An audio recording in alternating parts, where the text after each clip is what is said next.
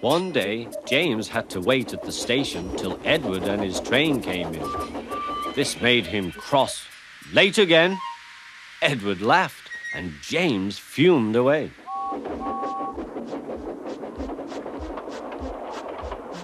After James had finished his work, he went back to the yard and puffed onto the turntable.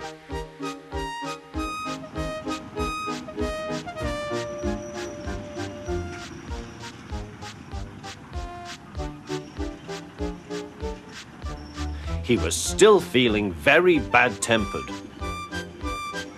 Edward is impossible, he grumbled to the others. He clanks about like a lot of old iron, and he is so slow he makes us wait. Thomas and Percy were indignant. Old iron? Slow? Why, Edward could beat you in a race any day.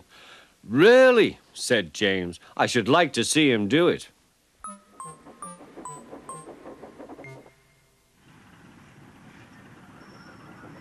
Next morning, James's driver was suddenly taken ill. He could hardly stand, so the fireman uncoupled James ready for shunting. James was impatient. Suddenly, the signalman shouted. There was James puffing away down the line.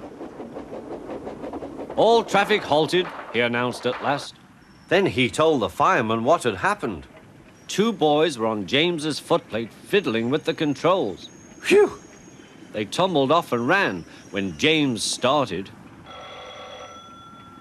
The signalman answered the telephone. Yes, he's here. Right. I'll tell him. The inspector's coming at once. He wants a shunter's pole and a coil of wire rope. What for? Wondered the fireman. Search me, but you'd better get them quickly. The fireman was ready when Edward arrived.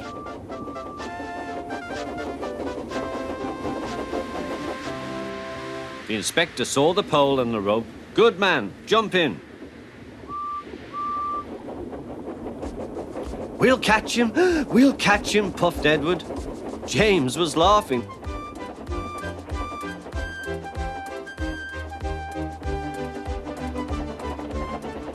What a lark, he chuckled to himself. Suddenly, he was going faster and faster. He realized that he had no driver. What shall I do? I can't stop. Help! Help! We're coming, called Edward.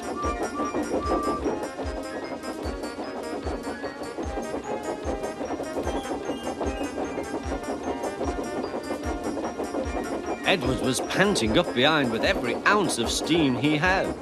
At last he caught up with James.